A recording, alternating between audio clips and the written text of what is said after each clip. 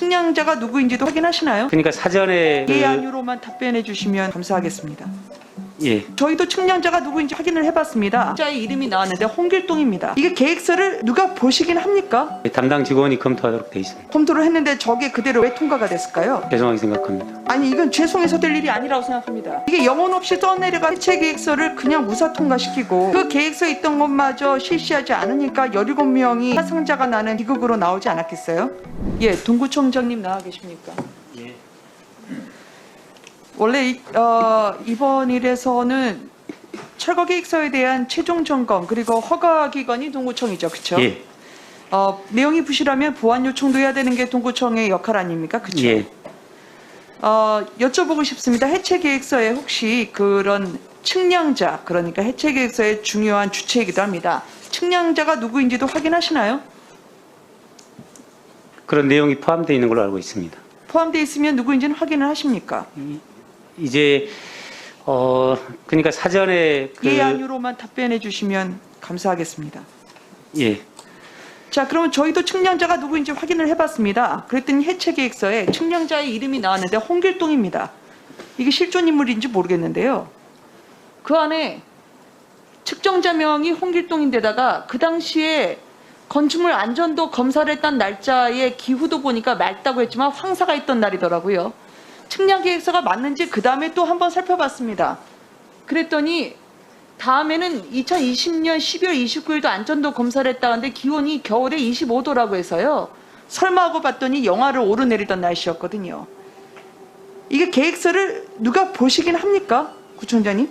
예, 담당 직원이 검토하도록 돼 있습니다. 검토를 했는데 저게 그대로 왜 통과가 됐을까요? 죄송하게 생각합니다. 아니 이건 죄송해서 될 일이 아니라고 생각합니다. 이게 영혼 없이 떠내려간 해체 계획서를 그냥 무사 통과시키고 그 계획서에 있던 것마저 실시하지 않으니까 17명이 사상자가 나는 비극으로 나오지 않았겠어요? 힘도 능력도 인력도 없다고 아까 말씀하셨는데 그러면 전문성 있는 기관의 평가서를 첨부하든지 그런 보완 작업이 있어야 된다고 생각 안 하시는지요? 국토안전관리원이라는 전문성 있는 기관의 그 검토하는 대상은 또 별도로 있습니다. 예를 들어서 특수구조물이라든지 철거를 말씀드리는 겁니다. 예, 철거입니다. 그러니까 따로 부총장님 이건 국토부랑 같이 이야기해야 되니까요. 예. 제가 김홍진 실장님이랑 다시 얘기를 하도록 하겠습니다. 예.